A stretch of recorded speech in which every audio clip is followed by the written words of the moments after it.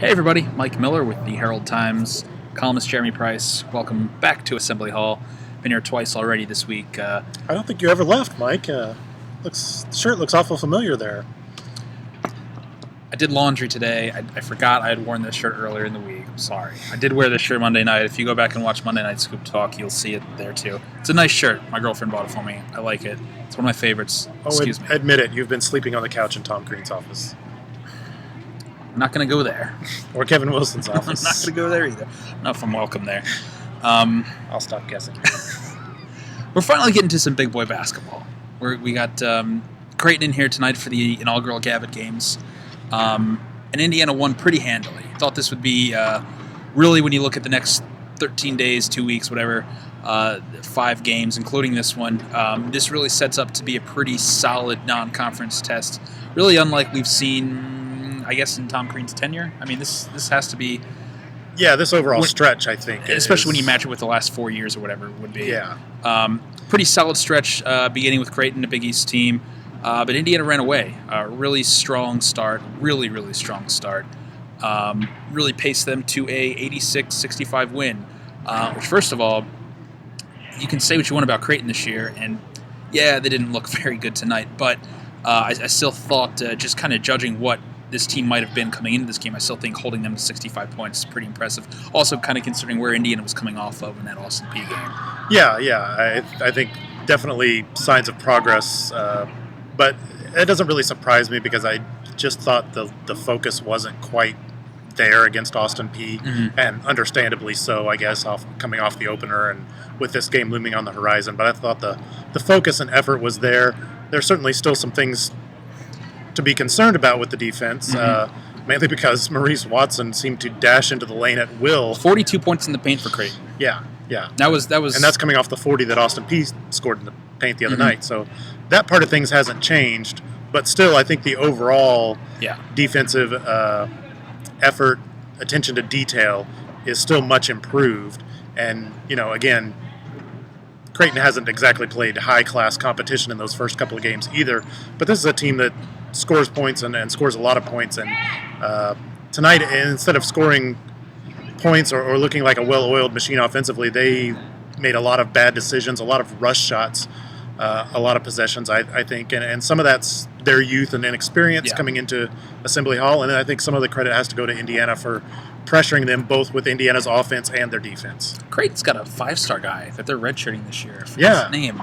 Justin Patton. Yes, he was in the... I think he was in the Derby Classic festival down there in April. The same one Thomas and OG and Juwan Morgan were in. But I thought that was interesting, just looking at their roster before the game, seeing that they had come to a mutual decision to redshirt their 5-star center. Anyway, Indiana's... Will they change their mind after tonight? I don't know. It might. Indiana has their own... Thomas Bryant was a 5-star when he signed... I think at one point he kind of... they did elevate him to a... I don't know about consensus, but a 5-star prospect, at least according to some sites. Indiana had their own production from Bryant tonight underneath, and this was really, you mentioned your column, Jeremy, and this was kind of the lead to my story. This was essentially Thomas Bryant's coming out party. Yeah. We saw really what he brings from an energy standpoint. Last Friday against Eastern Illinois, these first 3 games he played pretty darn well. Tonight he was outstanding. For a variety of reasons. I mean, he just played with an evenness to his game. But he also, I mean, he looked advanced underneath the basket from an offensive perspective. I mean, to be able to add that, you couple that with the emotion, you couple with that with what he can give you in spurts defensively. There's a lot to like there with Thomas Bryant early on. Yeah, I think the biggest thing is you already see he's finding a little bit more of a comfort level. Yeah. And tonight, I think the other half of that is not only is he getting comfortable, but I think his teammates are getting comfortable with him. And there's a lot more effort to look inside. Probably still not enough for my liking, but I think they're starting to realize that good things happen when they throw it into Thomas Bryant in the post. And probably the only complaint tonight would be that Thomas Bryant might want to remember that a few times instead of hoisting... what did he hoist? 4 3-pointers tonight? 1 for 4. 1 for 4 tonight. Yeah. I mean, hitting 1 is good. But once you've done that, you might want to stop. Yeah.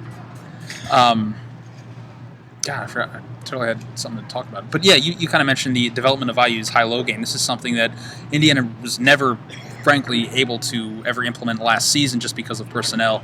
But this year they have it both with Bryant, they have it possibly with even Max Bielfeldt to some degree, maybe even Colin Hartman to some degree. Maybe if Juwan Morgan can kind of get it going at some point here too, he can kind of jump into that mix too. But that's an ongoing development and something we've seen over these first 3 regular season games, a little bit in the 2 exhibitions.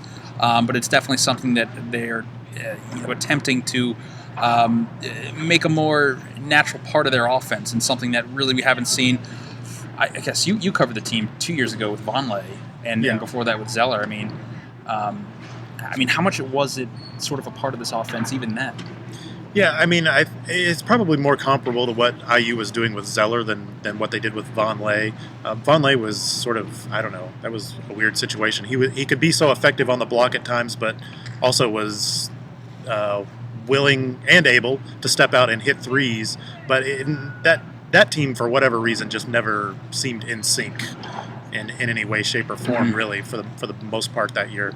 So I think probably Zeller's a little bit more of a comparison, and Bryant certainly has the upside to be versatile. I mean, we saw tonight, not only was he effective in the post, but he was effective off the pick and roll a little bit. He did hit the one outside shot. I think more so than the three-pointer, what's going to be key is if he can face up and knock down that 15, 16-footer would be a lot more effective than stepping out the three. But he's finding his role. He's getting a little more comfortable. I think he does do a good job setting screens on the ball screen situation. You don't see him picking up a lot of cheap fouls for moving screens and those kind of things. And I think that's important, especially as we move down the road into higher class competition in Big Ten play. He's got to avoid those cheapies that Hunter Perea got a lot of times last year, where he'd have 2 fouls in the first 2 minutes, a moving screen and an over the back on a rebound or whatever. So he's got to harness that. And I think the other thing we're going to see that we haven't seen so far, and Creighton did it a couple times but not consistently tonight, is other teams are going to start attacking Thomas Bryant on the defensive end of the floor and seeing if he can guard people and stay out of foul trouble. And I think that's going to be the next step in his evolution, because IU's going to need him to stay on the floor. Absolutely. Next step in Indiana's evolution within this season is heading to Maui. I think I've heard they're flying commercial or something to Maui, heading up to Indianapolis early tomorrow morning, earlier than I'm heading to Maryland.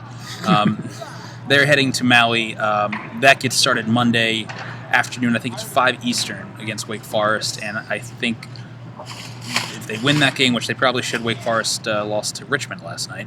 If they win that game, they'll very likely match up with Vanderbilt, and then they'd have the potential to match up with either UCLA or Kansas. Yes. So this wasn't the test we thought it was going to be, but it's fair to say within these the first couple days of next week, we should have an even better understanding, I think, of what this team is and where it is. Yeah, and I think the good news is, even though this wasn't the test maybe we thought it was going to be, is that Indiana looked like a team that, if it's of the elite class that folks are hoping it's going to be this year, this is what it ought to do to a lesser team, even from a Power 5 type of conference. So I think from that standpoint, it's a good sign.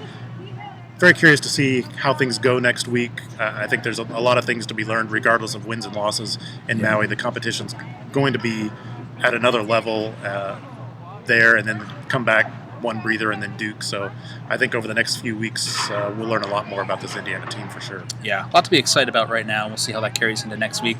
I'm headed to Maryland for football on Saturday. From there I'll be going to Maui. We'll check in then. Thanks, guys.